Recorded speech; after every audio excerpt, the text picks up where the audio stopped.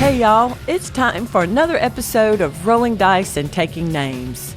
We are all wiped out because we just finished moving our son's family from Florida to Georgia. In this episode, the guys cover Compile, Path of Civilization, Sunrise Lane, and Mind Map.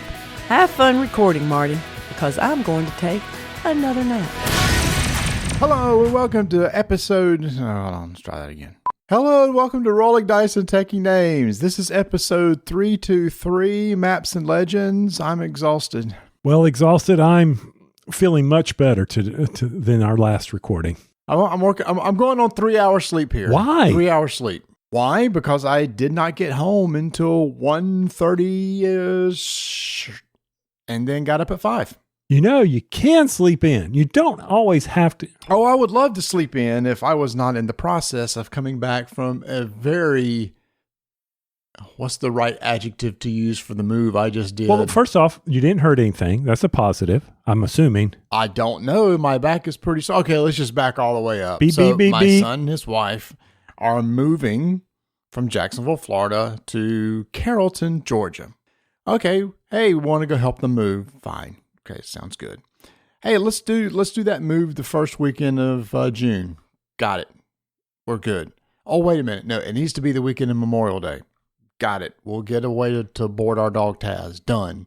Thursday night. You know what? Move's not going to happen. That's all right. Cancel boarding Taz. We'll do it the first weekend of June. Got it. Friday. Ooh, guess what? We have to move into the new place by Thursday. Can you come up this weekend and move us?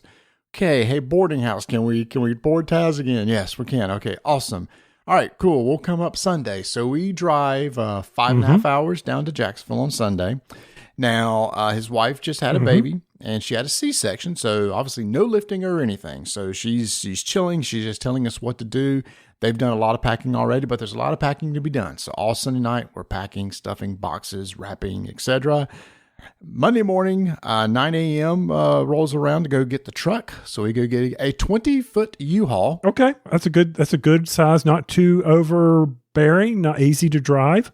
Now my other sons, Brett and Travis, are there. Good. And we start loading up this U-Haul, but in the process, stuff still hasn't been fully packed yet. Oh. So inside, Vanessa's and everybody's packing, moving into the truck. And this goes on until about 11:30, 12 o'clock at night. And then they have to clean the house. Oh, yeah. However, our goal all along was to travel halfway to Carrollton, which is 6 hours away, and spend the night somewhere halfway. Mm-hmm. That is still the plan. So Marty gets in the 20-foot truck. Hold on, wait a minute. So this is Monday night. I want to do a timeline here, right? Monday night? Yeah. So this is Monday night.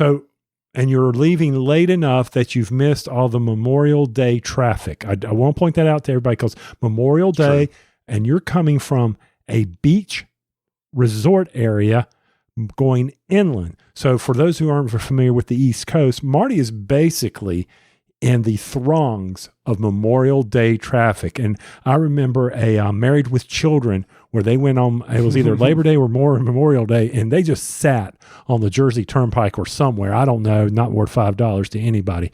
So when you told me you were doing this, I was envisioning you sitting in a truck on 95 or 26 or 20, wherever you were, trying to get to Carrollton. I'm sorry for interrupting. So Marty's in a truck driving on Monday night after Memorial Day, heading towards Carrollton, where he's going to spend the night in a hotel. But I've got a feeling where this is going. By the way, good point about the Memorial Day traffic, which was why we traveled on Sunday. Because, yes, going down 95 to Jacksonville on Friday or Saturday would have been horrible.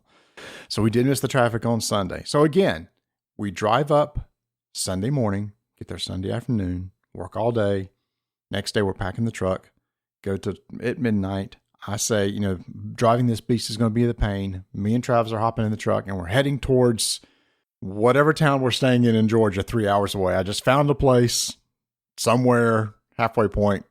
Side note, hold on. This is the son who doesn't really care to drive. Oh, I'm driving the thing by myself. I know. Yes. So you loaded up Travis in this truck, who doesn't like to drive. So that I'm not understanding the logic here, big boy. So he's navigating. Okay, he's navigating. So where's Google? Yeah, this thing Huh? Where's Google? Well, he's navigating with the phone. He's helping me out. Okay. It's pitch black at night. So he's the one that's like, take this exit here, take this exit here. This is a U-Haul truck. There's no fancy USB ports or anything, and there's nothing in this. This is a stripped down truck. And Grandpa can't see as well at night anymore. No, I'm still okay at night. You are? That is one thing that's getting to me. Yeah, the glare. Mm-hmm. Okay. Well, glare's always gotten to me because I wear contact lenses. Anybody that wears contacts, you know that you just kind of get used to it after a while. We'll never get through this story because I am intrigued.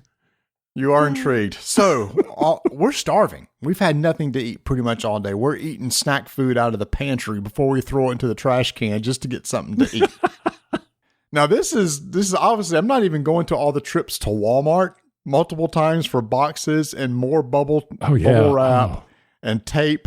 Multiple trips doing that. So all this has happened during the place of this Monday. So we take off. Vanessa said, okay, I'm going to finish cleaning. I'll be right behind you. An hour and a half later, Vanessa gets in the car with Brett to start heading towards me. Travis and I are starving. I said, look, what's open? He said, well, Taco Bell stays open until 2 a.m. I said, yes, it does. It does stay open until 2 a.m. So we're trucking along. We're going to start looking for a Taco Bell. As we're listening to the really bad radio in the truck, a emergency broadcast system warning comes over and says, hey, if you're in the area of Valdosta or whatever it is in Georgia, there's a massive storm coming with high winds and rain. Oh, you're in a big truck. Where we're going? And he said, I think we're going there. And I said, could you pull up the radar? And Travis said, I think we may miss it. I said, cool. So I'm driving down, and all of a sudden, I felt like a Mack truck hit us in the side. A gust of wind came and hit that truck and drove me to the side of the road, whipped it back onto the road. Wind comes from the other side, whips me to the other side. It starts pouring rain. It's like, oh my gosh. And it's like, but wait a minute. It just so happens, look, there's a Taco Bell exit. Let's say, okay, this is where we'll stop and we'll gas up. And hopefully the rain will pass over. So I get up to the drive-thru. I look at the truck and it says, okay, this truck says it has 11-foot clearance. Oh no. I think that's 11 foot, that awning right there. I think we're good. So let's pull up and order us some Taco Bell. So I start pulling up to the speaker for the drive-thru, and I hear, I had the window rolled down, and the lady says, can I take your order? I said, hold on just a second. Put it in reverse. And I look at the awning that I had lifted up off the pole, and it laid back down after I had done that. I said, okay, that's not going to work. Travis said, this ain't worth it. I said, well, hold on. We got to go get gas. We're right beside a gas station. So we get gas and the rain starts dying down. So I said, look, we've made this trip. I'm having Taco Bell right now. So now I pull up to the drive-thru, but now I just pull about 5 feet away and I open the window and start screaming at the speaker to take my order. And I get that and I pull up to the drive-thru window, jump out because there's an awning under the drive-thru window, jump out of the truck, go get my order, run back through the rain, get in. It was good Taco Bell. They did a really good job. So I appreciated that. We get to the destination. It is now 3-ish in the morning. Mm-hmm. We said, all right, we're going to bed. Vanessa comes in about an hour and a half or so later. And so she gets to sleep. And come to find out, Adam and his wife, Larissa, were still struggling getting everything packed away. So they did not meet us there. Instead, they stayed at a hotel about an hour and a half away. All right, so we're getting up Tuesday morning. Now, let's keep all this in mind. I know this is a super long story. We have to be back Tuesday night because everybody has to go to work the next day. Mm-hmm. So we hop in the truck in the morning. We're 3 hours away from our destination. We get there. Adam was so far behind us. Luckily, he called the office and said, look, can you give them the keys so they can start unloading? We went a bunch of rigmarole. I'm leaving out so many details. It was just absolutely tragic. We finally got all the process to where we could get the key. So now we're unloading this truck, and we unload. Adam doesn't get there till like 5:30 a.m. and the p.m. p.m. Oh my p.m. He was that far behind because they packed up all the diapers and wet wipes and didn't realize they had. So then they had to go to Walmart and they had to buy more diapers and wipes. And with the young baby, if you don't know, that breastfeeds, they need to feed very frequently. So there was a lot of stopping and feeding and stopping and feeding and stopping and feeding. So they were 5.5 hours behind us anyway. So it took them that long. That's just how far they were away. So we get the truck unloaded. It is now 7:30 at night. And I tell Adam, I said, we got to go. Vanessa's like, no, we got to stay. We got to help him set up. I said, Vanessa, we got to go because we have a 5.5 hour drive back to Charlotte. So we hop in the car. We get back at the house at 1:30 a.m. I wake up at 5 and I feel like I got hit by a Mack truck today. Okay. All right. Cool. Actually, you drove one. Well, I'm glad it was an experience. These are stories. These are stories that you will hold over his head for a while. Not that you would do that. And I'm saying you would, but I would. I'd say, shoot, yeah. Well, I know this. I already told everybody. I said, look, I know for myself, I'm going to start saving money right now. I ain't ever moving again. I ain't ever moving myself again. No. I'm paying somebody to come in and pack up this house and load it up. And here's the thing. I know everybody's helped a friend, helped a family member. Y'all know how hard it is when you go and move somebody out of a house. It's brutal. Mm-hmm. It is. And it's a big game of Tetris, right? With the truck. Mm-hmm. It's like wedge this in here, cock this here, pivot, try to get it in there. I mean, it's kind of like when I drove, the truck, Rebecca's 26-footer from Charlotte to Tulsa, Oklahoma. And then I drove it the other time, the 24-footer from Tulsa to Washington, D.C. And it's just like, I understand college kids, young kids, they don't, but I'm with you. For me, this supply and demand, how much I'm willing to move and versus what I'm willing to pay, it's really changed a lot. Yeah. Mm-hmm, exactly. Yeah, I'm with you. So there is one good thing we got out of this. So one of the most popular places to eat in Carrollton's a place called the Brown Dog, which is actually right beside their apartment. Oh, nice. And it was freaking amazing. I said, we're going here for lunch. And I got a Southern burger that comes with pimento cheese, a fried green tomato, which I left off. I'm not a big fried green tomato fan. Apple butter, pepper jelly. It was an amazing burger. I got, as a side, home-milled cheese grits, which were absolutely stinking amazing. Amazing. And for dessert, y'all get this. For dessert, moon pie banana pudding. Nice. Instead of vanilla wafers, it's crumbled up moon pie and banana pudding. Oh, man. It was so good. Yeah, I'm sitting here Googling Brown Dog. And I didn't mention the barbecue sauce. I saw your Cheerwine shirt that you got on. They use Cheerwine sauce in a lot of their stuff. So the burger also had like Cheerwine barbecue sauce on it. Okay. Well, hey, you got a good meal out of all this. You're tired. I understand. So, last time we went straight into games. So we didn't do that. So here's the thing. I may be a little bit flighty. Like I may not be able to speak clearly or have. Okay. So that's just like every other episode. Never mind. People won't be able to tell. I mean, so basically we're 322 jumped right into games. 323, we're back to normal. Okay, yes. But that is the last anecdote. Now we do have tons of just show and game stuff coming up. First, hey, y'all, if you missed it, I put in a little Easter egg in the last episode. At the very end of the episode, I asked, hey, is anybody listening to this?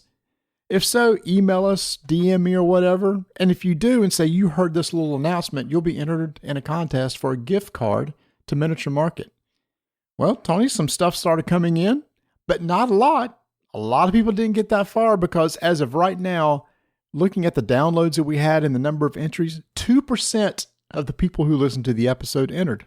If you entered, you had a good shot at winning a gift card to Miniature Market. I was going to say, these are some of the best gift card chances for these people right here.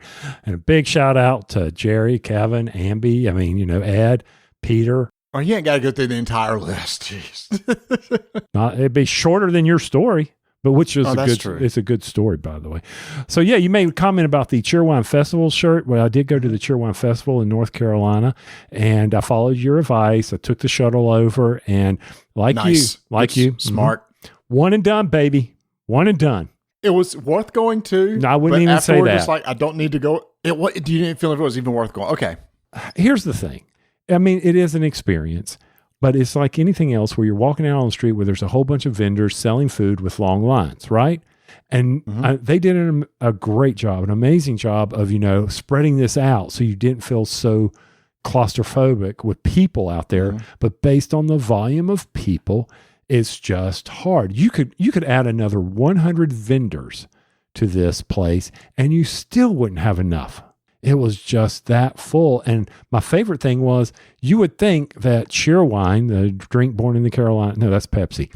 Cheerwine, still the only family-owned Pepsi drink manufacturer in the U.S., would have had signs on the various vendors promoting Cheerwine sauce, Cheerwine this, Cheerwine that. No, these vendors didn't have any of that. And I'm just like, you had to go up when you got there to the menu. Do you have the Cheerwine stuff? No. He does down there. I'm like, put a sign out. Did you try anything with the Cheerwine barbecue sauce? Yes, but I don't know if it was their Cheerwine or, the one that's manufactured like you're talking about. They may have just made barbecue sauce and put a spritz of Cheerwine, and they could call it Cheerwine barbecue sauce. But yeah, one and done. We did it. Glad we did it, but I don't need to do it again. Did you try any of the Cheerwine drinks? I know you don't drink beer, but there was a beer my boys tried that was actually pretty good. No, the minute we got there right when it opened. So I stood in line for 20 minutes to get my shirt. Yep. I could have gone online, ordered it, and I bought a bottle of Cheerwine. I said, I'm here. I might as well drink a Cheerwine. And, I was just like, okay, I'm good. Let's go walk around, see things. And I felt sorry for this one lady. She had Cheerwine cupcakes and all this other, but she was off the beaten path. She had 500 cupcakes and had sold close to 10. I'm like, well, you still got some time, 6 hours. Good luck, Who is the band? I didn't know. I didn't stay. Donna goes, have you had? I know, but they advertised the band. I just know if you saw who it was. I didn't see. I just basically didn't care since we weren't staying. And Donna goes, have you had enough? I said, oh yeah. She goes, that was obvious. She goes, you're getting grumpy in your old age. I'm like, I'm sorry. No, even Vanessa, after it was over, she said, "Hey, I don't need to do that anymore." And she does everything. Mm-hmm. So, yeah. Anyway, it was good. All right. Here's the big thing. Here's the big announcement that we have been sitting on for months. It is time, y'all, to just talk about the big strike tournament that's going to be happening at Gen Con this year. We have said when it was. It's Thursday night, 7 o'clock, Old Spaghetti Factory. Except right now, as at the release of this episode, you can now go purchase tickets for this event. You can. At the time we're recording this, that form is not up yet, but hopefully by the time this is released, it will be. If you go over to www.buymeamoonpie.com or buymeacoffee.com/RDTN, on there, you're going to be see a place to get the ticket. It'll also be in the show notes. I'll put it, if you look in the show notes, and the timestamp for the strike tournament, that link will take you straight to where you can purchase a ticket. So, Tony, why don't you give some of the details about the ticket, how much it costs, and we'll get into all the goodies that they get. I know it costs $25. I wanted to bring you on the conversation. I'm tired. It's $25. So you'll be paying $25 to attend a dinner strike tournament. There will be giveaways as always. Old Spaghetti Factory at right down from the convention centers, as Marty said, starting at 7 p.m. Now they will not let us back there until right before, and I will check you at the door, but definitely go to the front of it. They do an amazing job there to get us in. So what does that include? That includes a salad. It includes a choice of either lasagna or regular spaghetti. If you have any health restrictions, they can take care of you. They've done it in the past. So be sure to point that out to your waiter or wait staff as they come around that you need that. They'll take care of you. And then it includes a ice cream dessert. It also will come with either tea or soft drink. I'm saying this now because they're not going to mess us up. It's no alcohol, no specialty drinks, no milkshakes, none of that. This is all includes the salad, the main course, and the ice cream. Then you get to play strike while you're at the table, and then we will continue the tournament throughout that night till we crown a winner, be it dice in the bowl or gladiators in the arena. Now, here are some of the nice, things that could be happening out there with Ravensburger, the main sponsors here. Big announcement here. Ravensburger reached out to us and said, we really like what you guys are doing. We want to sponsor this event. And they are sponsoring it in a magnificent way. Every attendee will get a special strike tournament t-shirt, specially designed by Ravensburger. As of this recording, we haven't seen the graphic yet, but they're working on it. So what that means is when you buy a ticket, we're going to have a place where you can put the size of the shirt. This is going to be a unisex size shirt. This also means that in the past, you could buy a bulk number of tickets. We can't do that anymore. If you have 5 people in your party, each person is going to have to sign up individually for a ticket and then put in their shirt size. Well, they don't have to do it. You can sign up for them. You just need to know their Well, yeah, I'm just saying, in the past, we allowed you to buy bulk tickets. Yes. We can't do that now because now we know to need shirt sizes of every single attendee so that we can get that to Ravensburger. So y'all, that's something new. Everybody's going to get a commemorative T-shirt for this event. Woo, go Dice. Go Gladiators. You were going to say Dice in the Bowl. I was. I'm tired too. Donna tweaked her, like I had a tweaked neck. Donna tweaked hers, and she was waking up every hour last night. So together, this should be a great show. Next. This was super exciting too. Good Games Publishing, who we talked about before. Tony, if you remember a few years ago, one of their games, Guildmaster, which actually your game of the year. Game of the year. Still sitting on the shelf. Yep. Also, you may know them from Unfair, which is a very popular game that they had. Tony and I were big fans of the 2-player game Land vs. Sea. We covered that years ago.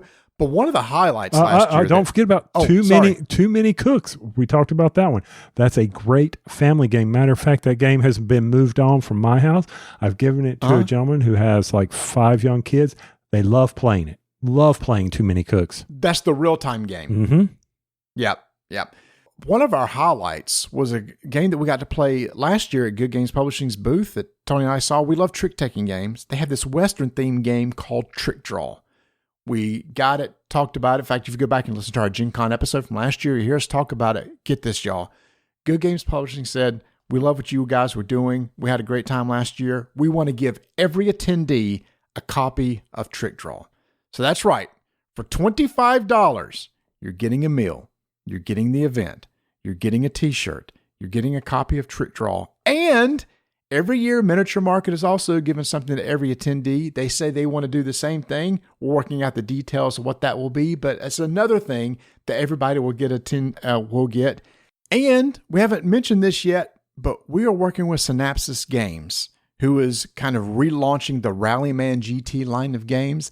They've created for us a set of RDTN themed racing cards that you can use in Rallyman GT. In fact, in our next episode, we're going to be talking about Rallyman GT Dirt. We're going to hear more about that game. Question. I haven't seen this card yet. I'm just curious. If it's a squirrel, do you try to run him over? It'll be interesting to see what this promo card is. Tony, we have 80 tickets. I have a feeling these are going to go pretty quick. We're starting out with 80 tickets. That's what we're going to start with. If we have room for more, we'll unlock more. But as of right now, 80 tickets will be available for sale. So if you want them, I think you might want to go out and grab them because I think, Tony, this is a really good deal. We're talking a T-shirt, what costs $15-$20 just by itself. We know the meal is $25 on its own. Trick Draw is like an $18 game. That's a lot of value for just $25. Absolutely. And then you get to see me and Marty. Then we have to offer a refund. Oh, no. Oh, man. Yeah. But I'm excited for the Gen Con strike tournament. I should get another championship ring this year. You probably will. I can't talk trash. You know, if I was winning, I could talk some trash. But when you ain't winning, it's kind of hard to talk. I mean, all you got to do is you just point at the scoreboard. I mean, that's literally all you do, and I'll shut up. Scoreboard. I respect the scoreboard. Let's put it that way. No trash talking can overcome the scoreboard. You know, we could have controlled sign up if you had just put this in the outro. What do you mean? Just like the people signing up for the contest. Oh, I see. Oh, and by the way, as always, whenever you come in the door, we want you to pick a side: Gladiators in the Arena, Dice in the Bowl, because you'll represent that team too when we come in. So we're super excited. We got a lot of great sponsors that are going to be sponsoring the event in full. Not only that, we also have a lot of publishers that give us stuff for the giveaway at the end of the night. And we're excited. We're excited for Good Games Publishing that stepped up, Ravensburger stepped up, and Miniature Market who just puts it in and does it for us every year. That's right. All right, moving over to a game before we lose everybody. So while you were doing moving across the great state of Georgia, I personally had it rough. Friends of ours had rented a Airbnb up on Lake Norman, which is the largest lake here in our area. And their family had to cancel due to a sick baby. And they said, you know what? We've got this great 3-bedroom house right on the lake. Why don't y'all just come on up? Just, we'll split the dinners and things like that. And we did. So while you were having all these traumatic, drama-filled evenings, I was, just sitting, floating in the lake or taking a nap on the deck with the cool breeze blowing over me. So I feel your pain. But at night, we've got to play some games. And one of them was My City Roll and Draw. Now, I played My City, we talked about it a while ago, and that was the legacy game where you're flipping cards over and you're having put the various pieces on the board to try not to cover up trees, but cover up rocks, and it progressed over to where you get to play, with a game board that you already created, or they have these standard ones. Now, My City Roll and Draw is exactly what it is. You're going to roll 3 dice, and based on the shape 2 of the dice form, it could be an L, it could be a C, it could be a square, it could be 2 blocks. You will then color in your sheet to indicate where those are. Basic rules apply. When you start out, you put 1 next to the river. Everyone after that has to be adjacent to an already marked space on the board. So this was a very quick roll and draw for the My City. So if you like My City and you want to take a smaller version, hey, this might scratch the itch, especially if you enjoy roll and draws.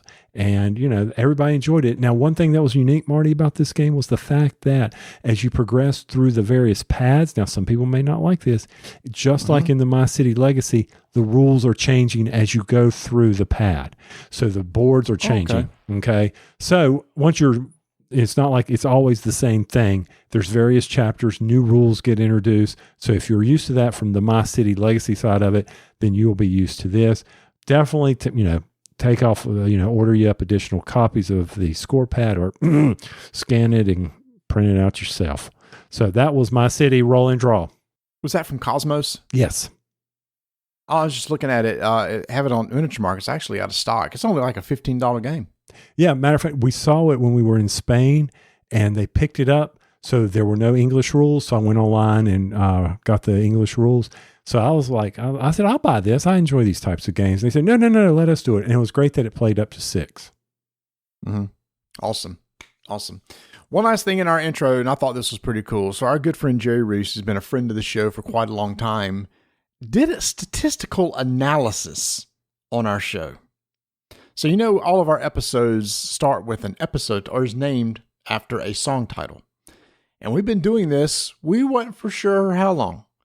Jerry said, you know what? I'm going to give you guys some stats. So I don't know. Did he manually go through this? How did he do this? He went through and probably either looked at the splash page or the splash images to grab them, or he went back and grabbed each start.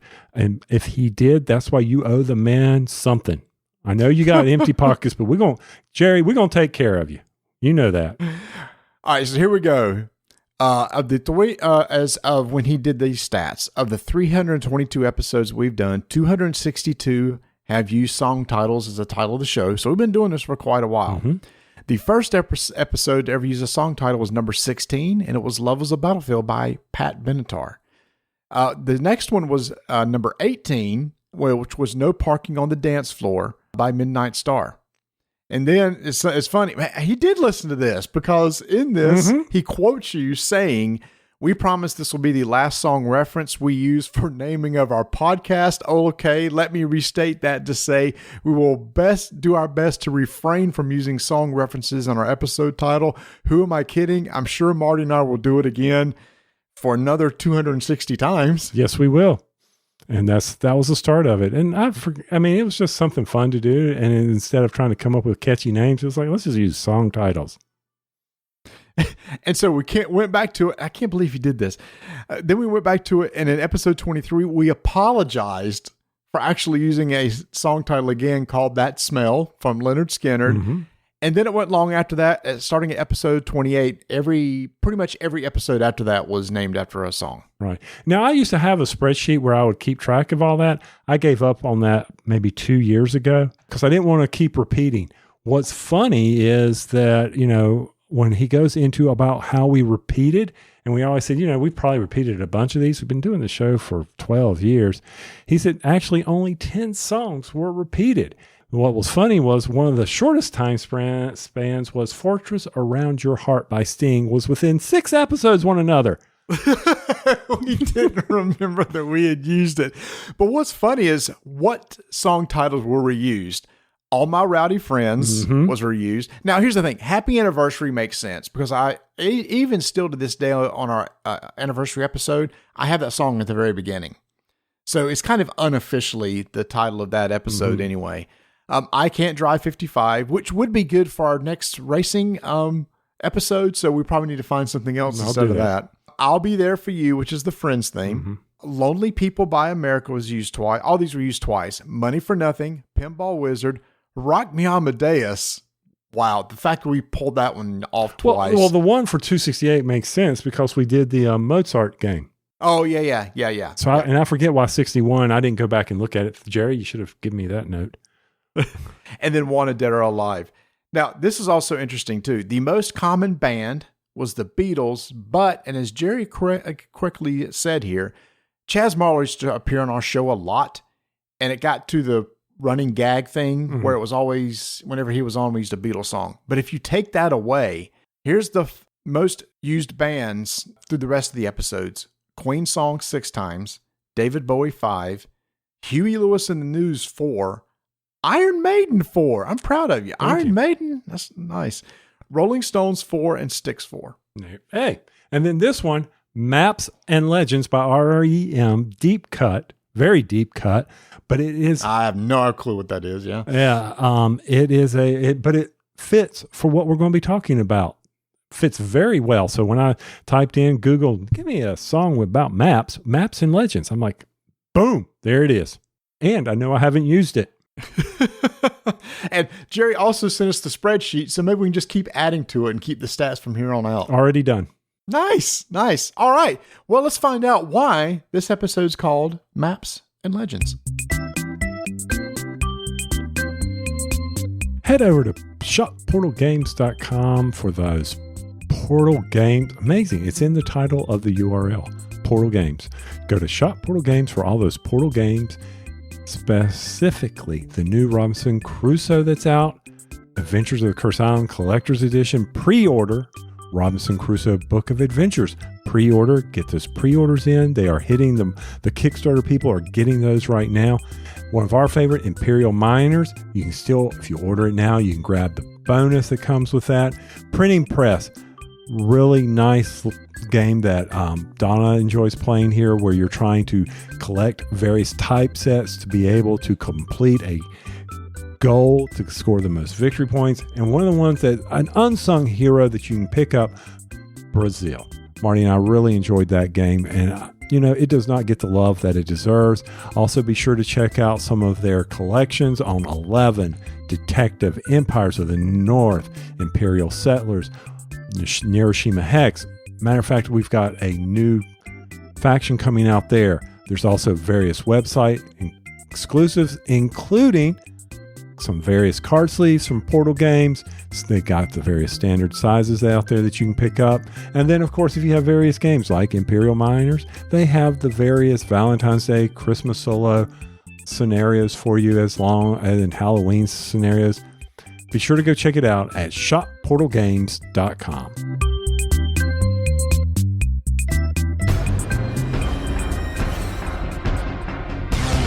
Five-minute initiative begins in 3, 2, 1. From the very popular designer Reiner Knizia, we got to play a game called Sunrise Lane from Horrible Guild. In Sunrise Lane, players take on the role of construction companies attempting to build up a residential neighborhood. And to do this, they need to pick up prestigious plots of land on which to build houses and town structures. This is a game that plays in 45 minutes, 2 to 4 players. Tony, I love simplicity of games like this, where on your turn, discard cards of colors of building, and place them on the board. If you can discard multiple of the same color, you can stack 2 of your buildings on the board. Each spot on the board is represented by a certain number of victory points, number of dots that are in each block. Take the number of buildings that you built times the number of dots, you immediately score points. Or if you haven't got enough cards in your hand, you can just take your entire turn and draw 2 cards back into your hand with the maximum hand size of 5. Rinse and repeat till somebody only has 2 buildings or less, and that's going to trigger the end of the game. I kind of equate this to what you do in Ticket to Ride, to be honest with you. Okay. It's one of those where you're collecting set collection. I like the limit of 5 cards because in Ticket to Ride, people just swarm their hands with cards. And then when you lay your track or lay your trains down there, you've got to match that color of cards to the track that's on the board. Here, it's just match the color of the city block to the color of the cards. And the more you play, like you were saying with the buildings, the more points you're going to score. So for instance, say you're going to put down 3 purple cards and there are 3 dots there. You put down 3 houses. 3 times 3, that's 9. Even I can do that math. Also, it also helps with your multiplication. Yes, it does. But you're not out of cards yet. You can then put, let's say you've got the next color to that, because one of the sticking rules is you always have to build adjacent to the one that you start with. Mm-hmm. Another option you have, you can also put in, let's say, I don't have that color next, but I have the one following it. Well, once per your turn, you can put a park down to cover that tile up and jump to the next one and play that card that matches the color of that block. In-game scoring, scoring majorities and all that fun stuff. I just got lost in putting up cute little buildings around and didn't pay a whole lot of attention to that. Well, you should have, because there's 4 quadrants in this neighborhood. 2 of the quadrants are going to score on who has the tallest building in those neighborhoods. The other 2 quadrants will score on who had the longest line of buildings, contiguous run of buildings. What I like to call the longest wall. I used to always say, whoever has the points given for the longest wall, this actually has it this time around. So it can actually claim that it has it. So either you're going for long runs of your buildings or tall buildings in the other ones. So at the end, you're going to score each of those quadrants. The person with the most points wins. To be honest with you, Martin, when we were playing this, I didn't get a big, strong strategy going with me, but I don't think I was grasping it very well. I knew I wanted to maximize the cards in my hand with the dots, hoping that you would leave me a place, because you always have to build adjacent to another building, except at the beginning where there's a central square, right? All right. So you're trying to think, okay, how do I manage to get those maximum points? Do I go ahead and get rid of some cards in my hand, build things out long, and then put buildings on it? So the strategy, it didn't grab me at first. For this game, I felt like, okay, I was just doing a lot of card collecting and dropping some buildings, and I was limited based on the cards I had. I was looking at the weight rating on BGG, and I don't know how this is calculated, but out of 5, it's a 1.53. So it's not a very complicated game at all. Which the good part about this is going to be for either gamers like us who just want a quick filler type game, or for maybe family members and stuff that don't play a lot of games, because like you said, it does have some Ticket to Ride-ish feel to it, but it's a game that maybe you actually will pick up quicker than Ticket to Ride and play a lot shorter. Oh yeah, definitely play a lot shorter. That's a big positive. Mm-hmm. You can fly through this game. There is some strategy. Well, you just said you didn't have any strategy, so now there is strategy. I didn't pick up on it. Okay. I didn't pick up on it. But the strategy of the parks, being able to maybe you don't have those cards that your building's next to, but you don't want someone else to. So don't forget about being able to place a park. So if there's like a 5 pip location there that your building's sitting next to, drop a park there so that someone else cannot grab it. That was probably the most strategic thing that I was trying to do during this game. Or maybe if you see somebody making a long run of their buildings and that quadrant's going to score for that, put one of your buildings there to block that, to keep that run from going on. And then obviously if you can collect a lot of one color, you can try to score those points for tallest buildings in each of the other quadrants. Again, very light game. I don't know it's one of those that for our game group would be our filler type game for us. I think there are others that we might want to do different for this one. But again, I do think this is a solid family style game that plays well under an hour and is very easy to teach. Yeah, I mean, the community says 8 and up for this. Yeah, I agree. So I don't forget what Ticket to Ride is. So yeah, I like the fast setup. Nice production. I will say that, be careful with the board. Somebody broke yours. I'm not going to say who. Y'all, I have not seen this happen in a very long time. Oh my gosh. Tony sets up the board.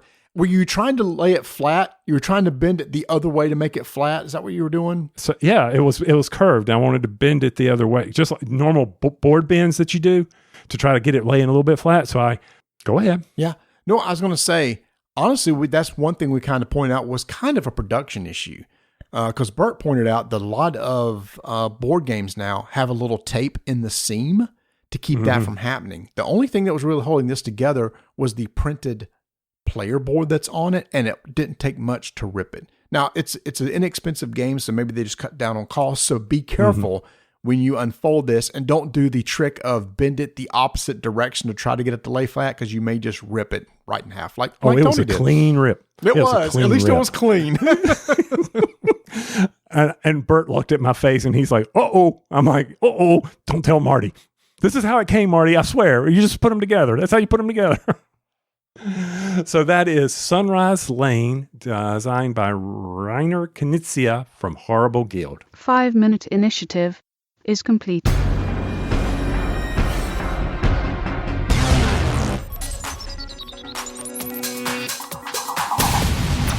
you listen to this show, it's no surprise that I really like city building games, Civ style games. I just think it's fun to start like from nothing, a young nation, nothing. Like research technologies, have somewhat of a tech tree, gather resources, strengthen your nation, make it stronger. So when I saw this game that came out actually at the end of last year called Path of Civilization from Captain Games and designer Fabian Gradel, I was very interested in it. Tony, you also are a fan of Civ games. This was one of those all two that kind of fit. It wasn't that long. Some of those can be super long. This plays up to 5 people and lasts like 60 to 120 minutes. The box actually says 20 minutes per player, which is probably pretty spot on from what we saw. Yeah, and this hits the nail on the head for me on time, because you're right. Some Civ games take forever, and I'll admit, my attention span is weak, but this one was right there. It lived up to its name. Quick teach, quick play. I love games like this where everybody's doing something at the same time. You're not having to wait. Yeah, we did discover as we're playing, there's really not a lot of downtime and we're going to talk about this game through the phases, and that way you'll hear how this game works. But you'll see as we're talking about it that most of these phases can be done simultaneously. So you're not really wasting a lot of time waiting on somebody else to do something. Right in the middle of the table, kind of if you see it, the main thing that you're going to see is these columns of cards, and each column has 4 cards in it. Those are the tech tree columns, and they are for like culture, military, and there's different levels, level 1 going up. So that's what you're going to be purchasing over time to build your civilization, get special abilities, etc. That's sitting right there in the middle of the table. But then each person has a player board that has 5. The resources, your civilization, your technology, your scientific, culture, and industrial tracking, where you're The official term was technology track. Technology track. Imagine that. Yeah. It's your resources. It's your resources to help you buy stuff. Yeah. And in fact, as we start talking about this review, if it starts to sound like more of a Euro and a Civ game, that's kind of what we concluded. Okay. It's good. It feels more like a Euro. And as you hear us talk about, you'll hear why it's that more so than your typical civilization style game, dudes on a map, moving around, exploring, building up, combat, etc. Right. And it's very loner based. You're playing pretty much by yourself. And I've got no problem with that. I really don't. No. In fact, what you end up doing is playing actually against the game. The game is played over 9 rounds.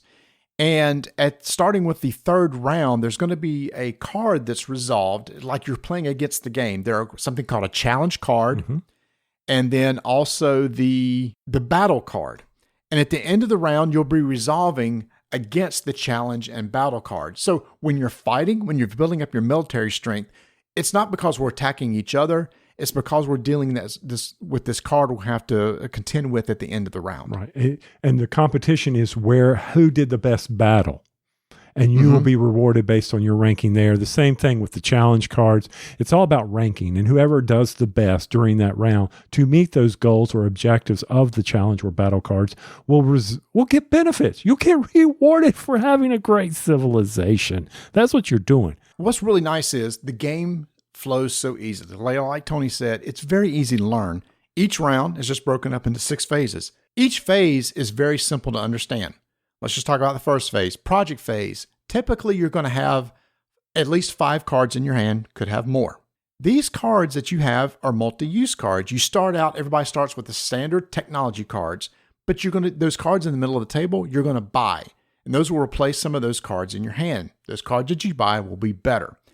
The multi-use card comes into play in that it can either be used for deploying some of your cubes to these different trays that are out on the table. Because see, around the table, there's a battle tray, a wonder tray, a philosophy tray, challenge tray, and a leader tray. Putting one of your cubes in that tray, that cube becomes that thing. So for example, if I put one of my cubes into the battle tray, that's now considered a unit. If I put it into a leader's tray, it's considered an ambassador. Your cards is going to be how you deploy those to the trays. Your cards are also how you're going to move up the tech tree. And during this phase, you're going to take 4 of your cards and either have them to be ones that you assign your cubes to the trays or move up the tech trees, and then 1 card must be discarded. And that's literally, Tony, the entire phase. And that's one of those we can actually all do at the exact same time. Mm-hmm. And that's really the game right there. I mean, in all seriousness, is getting these cards positioned during the project phase so that you can ratchet up either your cubes or your resources or your technology trees, because that's how it's going to let you buy additional cards, deploy additional cubes into the various trays. So next phase is called the deployment phase, which is nothing more than looking at the left side of the board. If you draw the board down the middle, everything to the left side of that will deploy the cubes. Now, this is the cards on the left side of the board. The cards actually tell you what to deploy. Yes. Right. Yeah. So draw it right down the middle. If you've got a leader, you split that leader in half. Everything on the left side, those cards will tell you. Matter of fact, it says it right there on the board. This is the B phase. You got to appreciate the iconography of this game. Yep. So the next phase, Marty, is, of course, the evolution and purchase phase. What's that one about? So here's where you start evaluating things on the board. You've played the cards. You've put the cubes out on the board. What you're going to do is there is a philosophy board on the table where everybody has one of their markers. Beside that is the blue tray, which represents philosophy. As you assign cubes to that tray, those cubes become philosophers. If you meet the threshold of going from one level to another on that philosophy board, you're going to spin the cubes out of that tray. They come back to your supply. You move your marker, and you'll get some sort of bonus when you do that. The first person that moves, there's 2 face-down bonuses. You pick one that's going to be in play the rest of the game. Then everybody else will gain it as they go up. But that's also how you get into the game scoring points. So this is one of the ways, like at the end of the game, how far did you move up on the philosophy track? Okay, you get those X amount of points.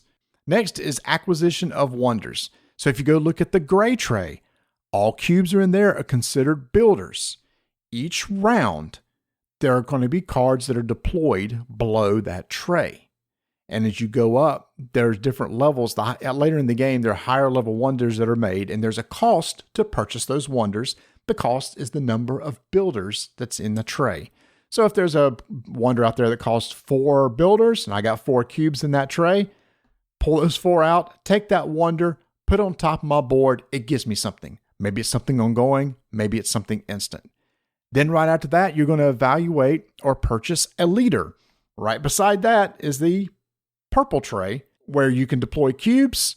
Below that is a set of cards. New cards will come out each round of leaders that will go onto your board that give you also ongoing abilities. And those leaders can be replaced over the course of the game. Sometimes when the leader dies, it actually gives you something.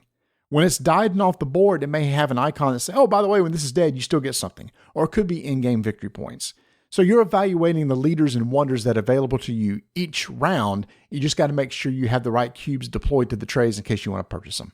Now, one of the things about this acquisition is that everybody is basically putting their cubes on the cards. If Marty wants this wonder and I want this wonder, we both can assign our cubes, our workers, to that cube. Now, on our player boards, there's a priority. And depending on the priority, that sets who gets ties. And you're like, but hey, Tony, he took that from me. That's not fair. I'm going to lose my workers. No, don't worry. During the acquisition, you can move it to another card if you want to. You can take those cubes and say, okay, I see Marty's going to take this away from me, the dog. So I'll go take this other wonder instead. So this is one of the things, Marty, I think in the game I did really appreciate was that I wasn't losing these cubes, and the ones that I had put on cards, if I had to go to a lower one, they would go back into the tray. So I like how they resolved that. I didn't feel like it was very punitive. There wasn't all this bidding, which would create downtime, and it's all pretty well defined. I can look over there and say, hey, Marty's going to put out his, he's going to get that leader if he puts his cubes on it. Well, maybe I need to force him. This is where the gamemanship comes in, right? Hey, I'm going to get this, and Marty may not want me to do it, so he's going to have to spend his workers and get on that temple or get for those leaders. Each player board is unique in the order that they have the technology icons at the top: the cultural, scientific, spiritual, military, and industrial. Each wonder and leader is a certain type of thing.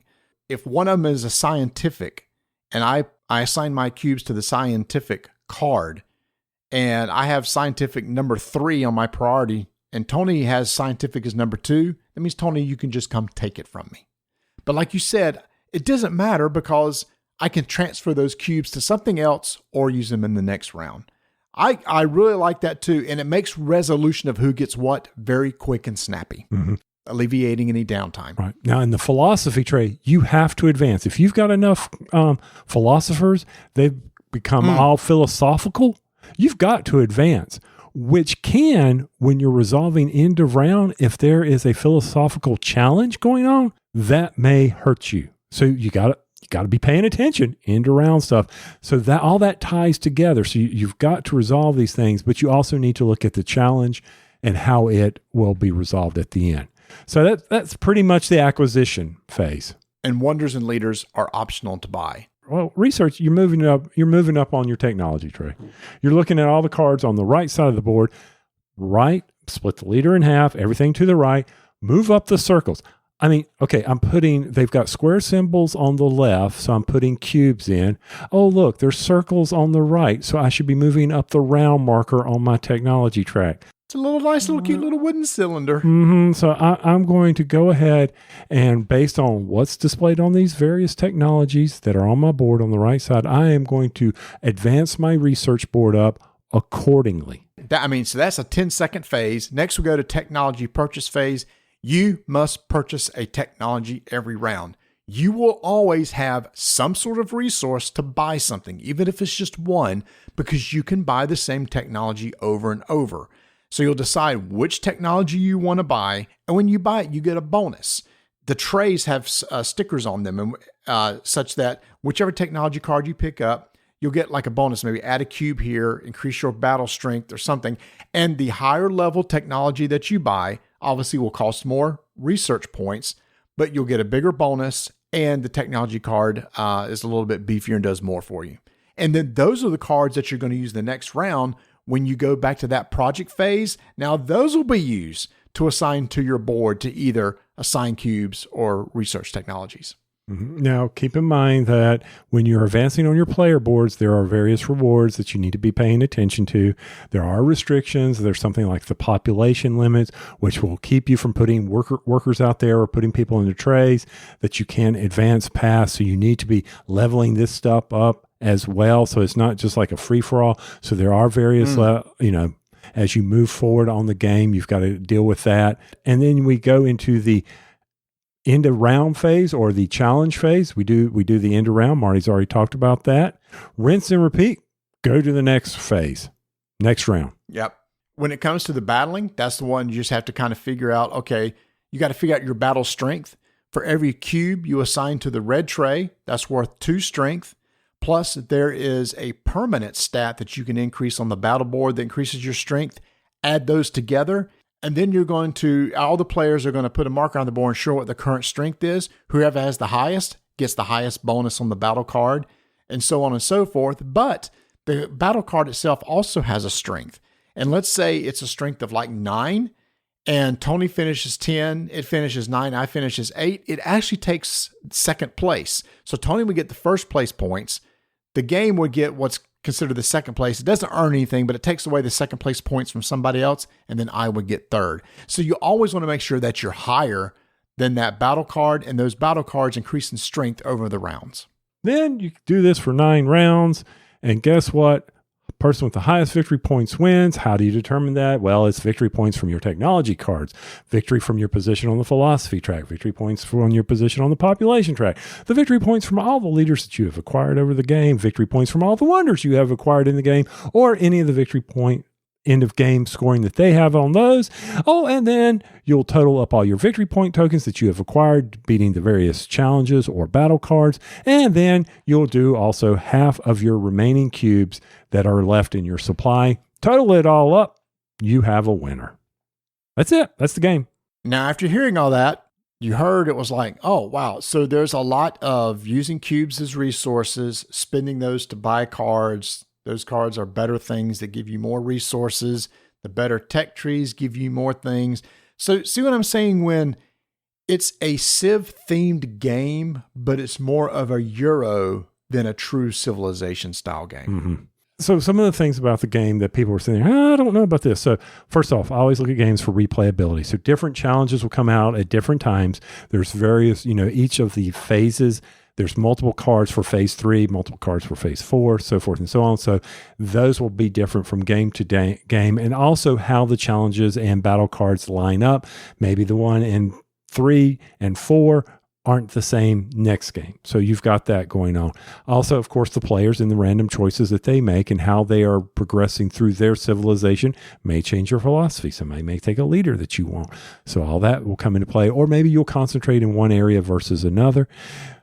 So you need to think, okay, it sounds like it's rinse and repeat. No, there are various strategies that you must deploy while you're playing this game, in my opinion, because it's going to be different every game. It may require me to not be a philosopher in the first few rounds and, hold that back because another challenge later in the game comes up and I need to drive that up. Or maybe I need to progress my technology. Now, there is one thing that's been, I got to say it or I'll forget it, Marty. How about those stickers? Okay, number one, super nice trays. These trays that hold the cards, they stack on top of each other, and then there's a plastic cover that goes over the top tray. So that's very nice. The cards aren't going to go anywhere. When you're ready to set up the board, you just unstack the trays, put them out on the board. The slots where the cards go, there's going to be a sticker that had to be placed. It was a lot of stickers that were placed on all those trays because each side of the card had a sticker on the tray. And it took a little while, but those stickers are basically the bonuses. When you take that card, that's the bonuses you get. So yes, there is stickering, but luckily it's one and done, and then it's over from there. You talked about variability. Every game, there's going to be different leaders and wonders that come out into play. Those are randomly decided at the beginning of the game, too. So that's always going to be unique. So there is a lot of variability. I think, Tony, when you said at the end, hey, is there always one tech that you want to focus on that will always work? I think, like you said, it really depends on what leader's there, what wonder's there, what challenge am I going for, which will draw. I don't think there is a one strategy wins all because the randomness of the things that came on the board will dictate which tech tree you might want to go up. Right. And one of the things I did like about the game when, you always have that market, you have the technology market, but you also have the wonders and the leaders market as well. And normally at the end of a round with what wasn't purchased gets discarded. Not in this game. Everything is always to be available. If it hasn't been purchased, it will be there for the next round. So you can plan ahead. Maybe I need to build up, get a whole bunch of workers because there really is a nice temple coming up that I want that's cost 4. I don't have that right now. So I was like, okay, I like that because of how this game played out and getting the resources, putting the cubes in the various tray. I didn't have it this round because I really needed to put these resources up to get this technology. Those are the decisions you're making. When do I sacrifice and hope that someone else doesn't take that from you? So those are your strategic decisions. Things I liked, very little downtime, A lot of those phases, as we said, can be done simultaneously.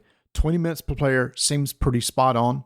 The rounds end up flowing pretty well. Even though it's 9 rounds, they flow quickly. The only evaluation you got are the challenges and the battles at the end. But that doesn't take long once you get into the groove.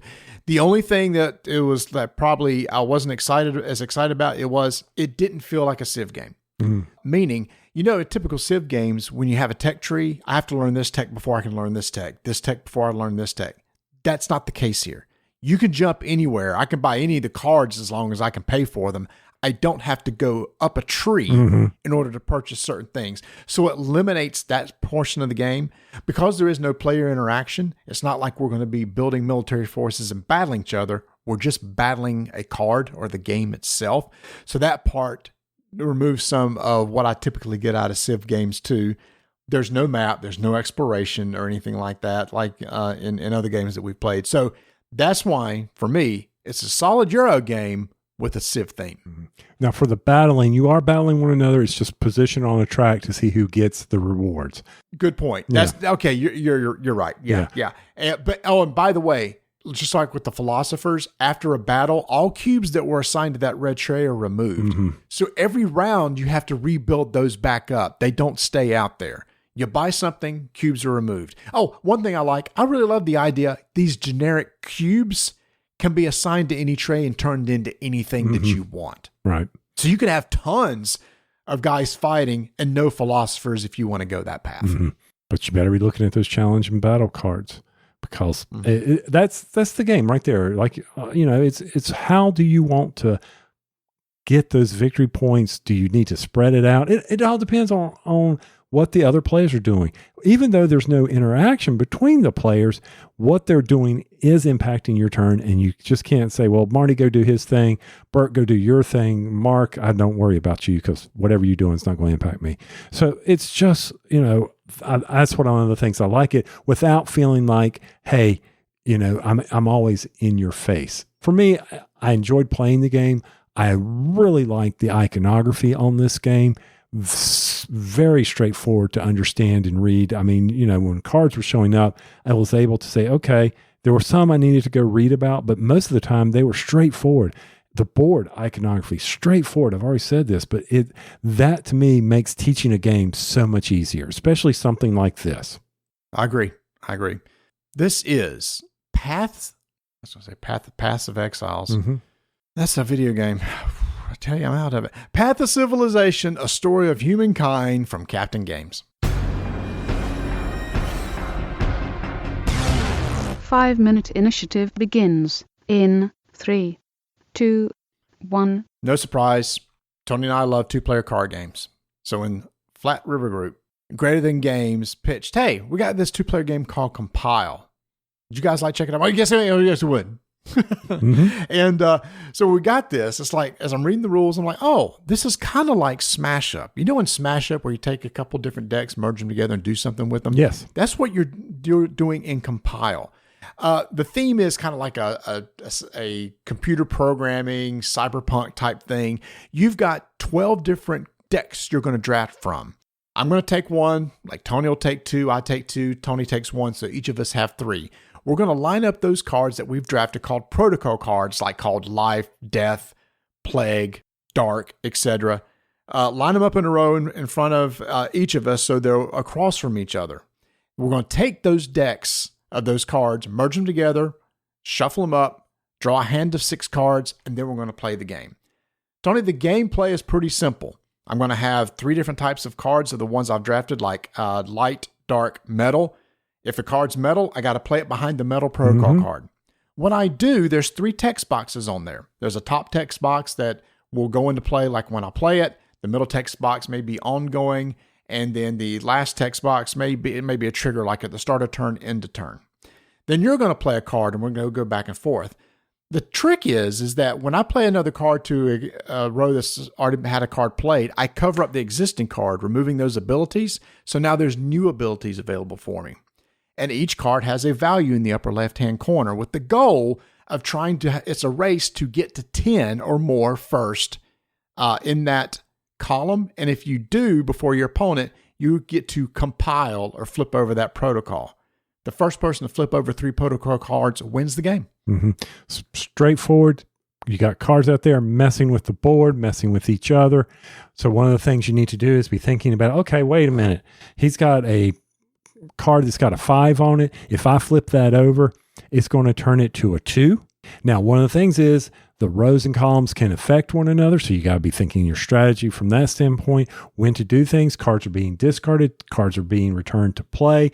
You're flipping cards, everything that you and I enjoy about a 2-player card game without having to deal with counters. We've got that interaction. We're messing with one another.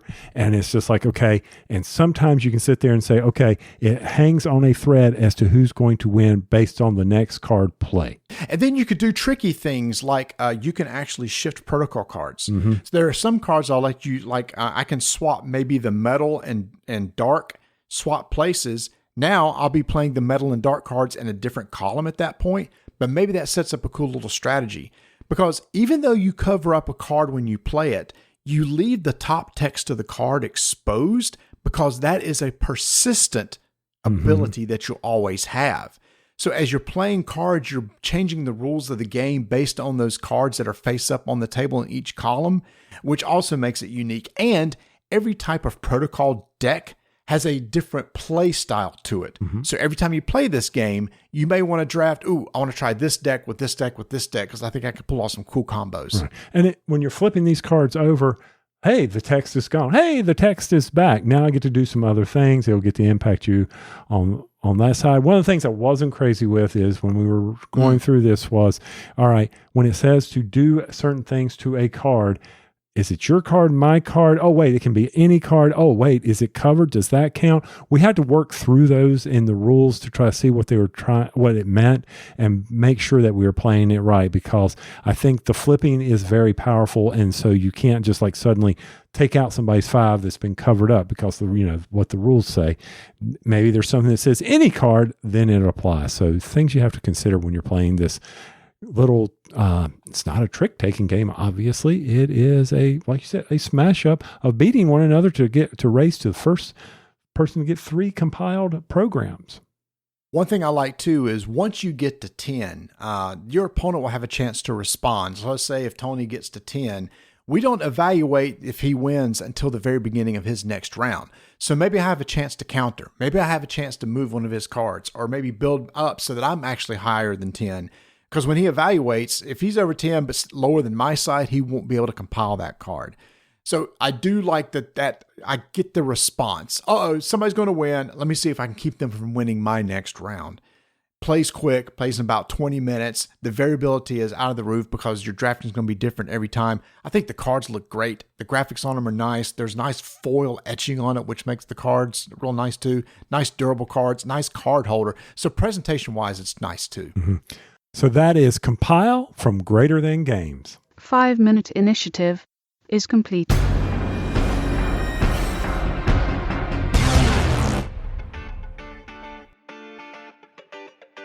As you just heard in this episode, I was up at a lake near Charlotte, North Carolina, and we were playing some games. And in my car, of course, was my Gametoppers mat. And so right now there's a summer sale going on. So head over to GametoppersLLC.com and you can get 15% off all accessories and premium gaming mats. I know we talk a lot. I know I am in love with their mats, justly so, because when I rolled this mat out on the table while we were there, it made playing card games and any of the other games that I put on the table so much nicer. But the people were sitting there and they go, hey, I'm looking for a Game Topper mat, or I'm looking for a mat similar to this. We were just going to go buy felt.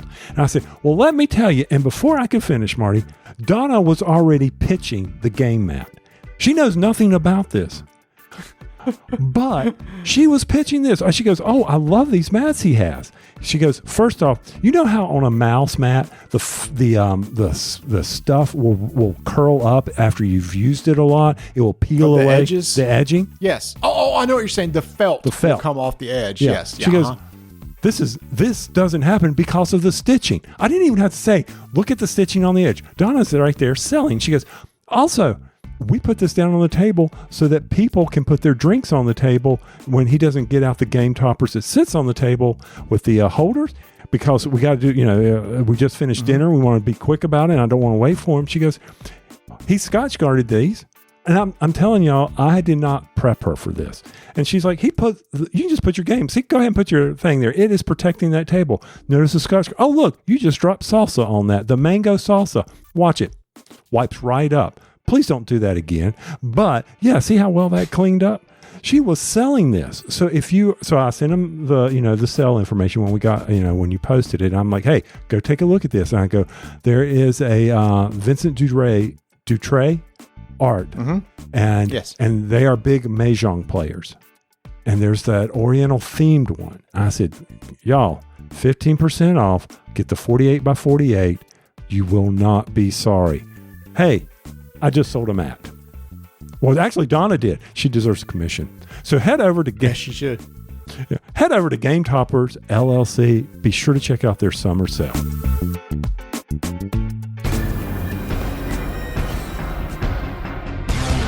Five-minute initiative begins in 3, 2, 1. Party games are very plentiful. To me, when one comes out, it's like, oh, how is this going to be like the others? But I will say that this game that we just played from Funny Fox Games, and sorry we are French, called Mind Map, actually does things a little bit different, which I like. Now, this game is designed by Johan Go, Hope Huang, and Gary Kim. In this game, each person is going to have a secret word, and you're going to take turns placing your coordinate token in a game zone that's set up by 2 criteria at the beginning of the game. So, Tony, we loved graphs as, everybody took algebra, right? You got X and Y graphs, and that's exactly what you're putting on this table, where there is a category that represents the Y graph, a category that represents the X graph, and you've got a secret word that you're going to place somewhere in that coordinate space in hopes that you can get people to guess what your word is based on a pre-placed reference word somewhere in that graph. And I guess it's probably best to give some sort of maybe an example to what I'm talking about maybe. I would hope so. I mean, first off, which coordinate or quadrant is this? That can help people. The XY graph, you're always going into the quadrant 1. This will be quadrant 1. Yes. So it's always positive. For instance, you have a word, I don't know, let's call it dynamite. Okay? And everybody can see the secret words. Don't think you're holding it in your hand. They're besides the y-axis, and you're given a number that reference those secret words, and only you know which one. So everybody can see them. So on the y-axis, you would have a coordinate example of safer than dynamite, and the x-axis could be fluffy as dynamite. And you've got to place your word somewhere around that. Like if you had a teddy bear, it is way softer than dynamite and not very deadly. Right. So you would place it down near the intersection of the X and Y axis. And people have to think, how did he relate that? I kind of screwed this up on my first word, but after that, I was in this. Yeah. So the paperclip's dangerous, people. Yeah. So the randomization is what the coordinates represent. And the random reference word is also put out there too. So you happen to pick one that was extremely dangerous. But let's say if the y-axis was something that's very dangerous, but let's say the example word out there was pencil. Well, now it's like, maybe my secret word that was assigned to me is dynamite. Dynamite was way more dangerous than pencil. So I'm going to put my marker above where the pencil is on the Y graph, but it's not very fluffy. So it's going to go also to the far right. And then each person is going to place their token. And then we'll have numbers 1, 2, 3, and 4, and we'll assign those to which of those we think are. So let's say number 2 is scissors. And it's like, which one of these 4 tokens placed in the graph do I think is scissors? And then you place your bids there or your bets there, and then you reveal each one. For every one that you get right, you get a point. And for everyone that guesses your own secret word, you also get points. So you want to try to be as accurate as possible. Yeah, I'd say play for the first round and see how it goes with people so they get to understand. Because sometimes it's hard to relate these things. This game was surprisingly and the reason why I say surprisingly, enjoyable, because when I first thought, I'm like, how is this going to work? Is it going to be confusing? But no, actually, some of the conversation that was occurring after we were revealing was just as entertaining as watching people struggle to try to put it in relationship on this XY graph. I was just like, so I thoroughly enjoyed this. Yeah. I thought this was a great game. I think it plays up to 14 with 2 teams of 7. Yes, that's correct. Yeah, so it's anywhere from 4 to 14. You play 3 rounds, so you're done in 15 to 20 minutes. It's pretty quick, unless you just sit there and spend a lot of time discussing, like you mentioned. Now, I will say there were some weird times where it didn't make a lot of sense. So, for example, let's use the thing that you put out there. Let's say the reference word really was dynamite, and none of the 4 secret words were dangerous at all. What can happen is you can have a clump of tokens in the same spot of the coordinate graph, and when they don't differentiate a lot, it's really kind of a guessing game at that point, right? So if the secret word disk are clumped in the graph, you don't know really which one is which. So you want, hopefully, the randomness of the reference word and the 2 things on the axis to be very broad so that your secret words can be spread all over the graph. Right. So that round becomes a no, never mind. It's a guessing game at that point. And honestly, if something like that was to come out, I would actually discard dynamite and pick another word. That is not the extreme of one of the axes. That's what you don't want, sort of deal. Yeah, because we had a couple that one of them where someone put it way outside. It was on the logarithmic scale at the very high end. It just accelerated on out of there. And actually, that's one of the discussions that we had, because somebody went beyond that or something. It's like, what are you talking about? And that's where we spent 2 or 3 minutes hearing the person's rationalization of why they put that out there, but nobody guessed it, sort of deal. So again, this is a competitive game, but it's a lot of fun. The competitiveness is you don't really need to keep score. It's just as much fun to try to put the tokens out there and guess the secret words as it is to keep the score of the game. Right, but you got to have the game end. So keep score, people. Play to a certain point. That's true. That's true. But this is one of those party games you could keep playing over and over until you're just bored, or make it fun and keep the score. So I also like that it supports up to 14 players. So that's a big group that you can play. It plays quickly and is very easy to explain. And it really, with just one example of showing what it looks like on the table, people will get it instantly. Yeah, and I do think that if you try to say, well, put 3 people on a team, then it becomes too long because of the discussion of where things go. Things will go. So 2 people will work well because you can whisper in another's ear and say, I think this one should go there. They give you a ton of words. And because they're going to be coming out random every time, even if you see the same word a couple times, it won't matter because the axes will be different every single time. And that's what makes it unique. So even if you see some of the same cards, it's still going to have a very unique feel. So I like this. I would like to play with 6 or 7 with each person doing their own thing, because that would be a lot of tokens out on the graph, which might make it more interesting with a lot of more discussion too.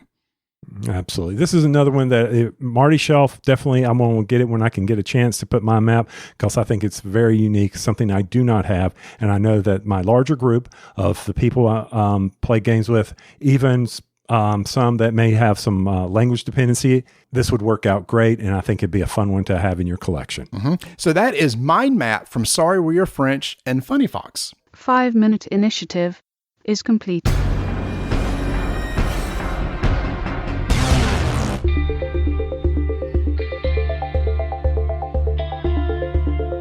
This episode drops on June 1st. And wow, that was awesome. Did I tell you how tired I was? Are you tired? I think we just got our thing after the outro.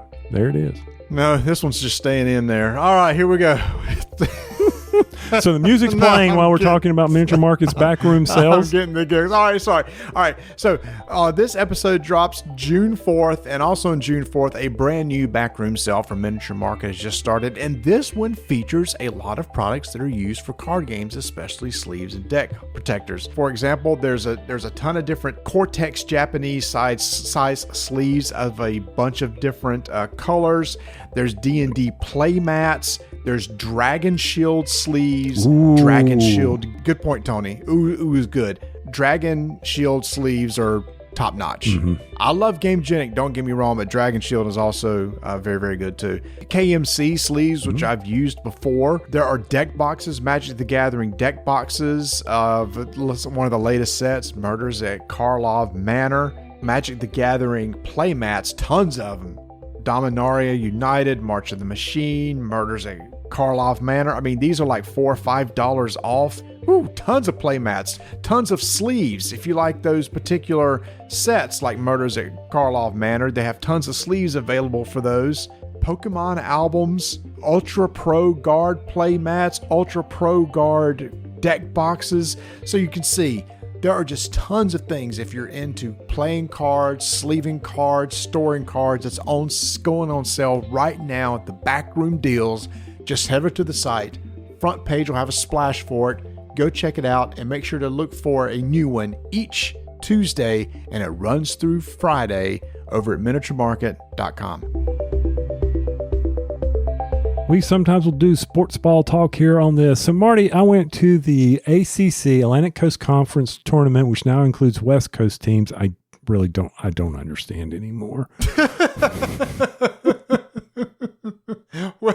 Welcome to NCAA conference mergers. Oh my heavens. I just can't keep track of it all. Anyway, our home team or our alma mater, NC State, is having a banner baseball year. Go Pack. And they, followed up that incredible basketball run. Now in baseball, they're hosting a regional here, but I went to the ACC tournament to watch the Pack play one night where they decided to stay on the bus, where the previous night they scored 19 runs. This night they only scored 1 run. I'm like, what the heck? Yeah. I thought about you. Oh my gosh, Tony went and saw this. Oh, and it was just like, come on, boys, let's get the bats going. They're aluminum. Y'all some big boys. Y'all should be sitting some dingers off the skyscrapers here in Charlotte, North Carolina. Anyway, so Dawn looks at me. She goes, what is that on the catcher? And I go, I don't know. Does he have a Fitbit on his wrist, the pitcher? I got no idea. Google. You got to be kidding me. They're sending signals in through Bluetooth wireless communication telling the pitcher what to throw, what the catcher to get ready to catch. There's no more signals in baseball. What kind of crap is this? I don't understand that either. I didn't like it when they implemented this at all. But removing the hand signals, because part of the game is, for those who don't know a lot about baseball, if a man's on second base, you can try to steal the signals, right? That's just part of the game. You can try to see what the pitcher is going to throw and somehow signal the batter, by the way, fastball coming or something like that. And it's like, that ain't right to be able to steal the signals. It's part of the game. And so they're doing this to try to eliminate that part. It's also to speed up the game. I understand. True. It is. And I'm sure it was like when quarterbacks in the NFL were getting play calls through their headsets. I was like, that makes sense. I appreciate that instead of having people run in and off the field and giving plays, it sped up that game tremendously. But I'm just like, no, I'm like you. You got to steal the signals. That's the captain is the catcher. He's calling the game. He's calling the defenses. Now everybody's looking at their freaking wrist. I tell you what, just get their phones. Give them their phones. Just set up a pitching machine and dial in what it's going to throw. Exactly. What difference does that make? I mean, send it a signal. Okay, we're going to send Robomatic 1000. So, baseball 20, what was it? What's baseball 2045? The game. Yeah. We're getting there. We're suddenly going to be there. They're going to be telling people, you're going to have automatic robotic pitchers and catchers running around here. I was just like, and I know the ACC has implemented it, and some divisions have not, but ACC jumped all over this, and I forget which team was the first one. And so I was like, I saw that thing on the catcher at the beginning. I'm like, that's pretty cool. The coaches are calling to the catcher to tell him which signals to do instead of him constantly having to look over at the dugout. So here's the thing then, why don't they just go straight to the pitcher? Why doesn't the coach in the bench just send a signal and to the catcher and pitcher so we'll know, as opposed to going from catcher to pitcher? Or is it going to both? It's going to both. Yeah, and it's even. I think there's somebody. Okay. I think even the infield. It looked like some of the infielders had them on so that they knew. Are you kidding me? They got to know what he's getting ready to throw. That was part of the game. The second baseman knew the signal that the catcher was giving. That's true. No, that's true. No, I don't like that at all. So anyway, all right, that's enough ranting about sports ball, Bluetooth technology. I'm old. Keep it the way it always was. Now, I would be okay in some cases for an automatic strike zone. Oh, man. The Major League Baseball has had some horrendous calls this year, but the worst of them all, the umpire, Angel Hernandez, at least retired. He was the worst of them all. Oh, yeah, he was. Woo! I was watching a bunch of YouTube videos on a compilation of his calls and Eisner going off on him. I was just like, oh, wow. I didn't realize how long he had been in the league, but yeah, I am surprised a few bats didn't fly out of some hands to, clock him or the catcher pulling the glove down, And then he wasn't the one that threw somebody out and the guy was sitting there. No, he wasn't. It wasn't him. Yeah. So y'all, there was, I believe it was with the Yankees. It was Aaron Boone was jawing with the ump. The Aaron Boone goes back. Somebody in the stands yells something and the ump throws out Aaron Boone. He's like, I didn't say anything. Doesn't matter. Doesn't matter. You're gone. Well, that was a funny one. And there was another one where you said, you're gone. And the manager goes, who's gone? I don't know, but somebody's gone. And he's like, oh, that's right. I heard about that one too. Tell me who. Who did you just throw out? I don't know. Well, you got to send somebody out. Get the crew man. Get the crew guy over here. Who do I got to send out? Who? He sounded like an owl. It was John Boy. Is it John Boy?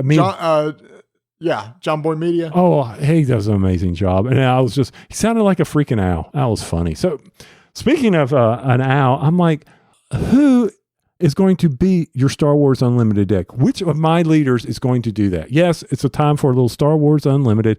We are full giddy about this game and how it's being done. I've got to beat Marty's red deck somehow, and I will keep tweaking that. Sabine, is it Sabine Green or Sabine Blue? I don't know. I don't know what it is. It's red. Okay, it's just red with red. No. Well, Sabine is red. Yeah. Yes, but it's the other color. You don't even know you're decimating me. I'm just like, give me a break. This is ridiculous. Okay, to be fair, I looked and saw some synergies and combos. I didn't come up with this myself. Yeah, I heard the strategy. No, I didn't. I heard the strategy in learning to play a good card game player is look at what works, put that together, understand why it works, which is why I did this. And the first time, a couple of times I played, I got decimated. And then I realized, Sabine deck, this deck is about speed and come at you hard and fast. I don't care if you got a bunch of units out. I'm going after your base every single time. My goal is to do damage over time faster than what you can until I eventually win. And my idea, because I enjoy playing with the Chewy deck that I've got going on here and adding the green to it because it gives me because for Chewy, I've got to get more resources out faster because a slow deck cannot hold up against other decks. Though I do like the one, and I can't think of the leader I have that will allow me to exhaust people. I like that one too. That may be the winner. Oh, is that Thrawn where you look at the top of the deck? Yeah, that's Thrawn. Yep. Yeah, so I need to tweak that a little bit too and shift one of his aspects out to get it away from green and see if there's a maybe go red with him. I don't know. Well, all I know is we got game night coming up and we will be definitely playing a little tweaked deck. Yes. So we're going to get out of here so I can go look at some additional cards, see how I want to tweak it. Before you do, by the way, go look at our YouTube channel. Tony and I got to do a preview of a new card from the upcoming set, 2 cards, which was a lot of fun to be able to do that. It was really cool. And I don't know, Tony, you probably may not be keeping up with a lot of the previews. There have been a lot of sneak peeks coming over the past couple of weeks. Speaking of units, a blue card was just introduced, cost 5, defeat a unit, any unit. That means leader. Ooh, okay. That's a game changer right there. Mm-hmm. That is a game changer. So now a unit's annoying you. It's like, you're gone. It's kind of like a Netrunner scorched earth type philosophy. Yeah. I'm really surprised that card is already in play. That seems almost too good. I mean, that's just every unit. Yeah, sure, it costs 5, but still. Yeah, it depends. It depends on how many people have the blue. So anyway, keep rolling dice. And taking names.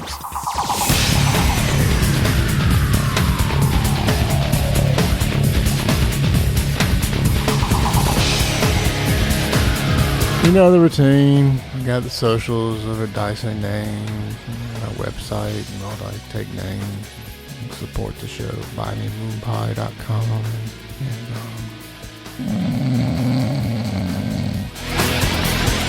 Okay, can I go to bed now? Yeah, you can. But you know what? I need to move. Hey, you want to come over and help me move? Hell no.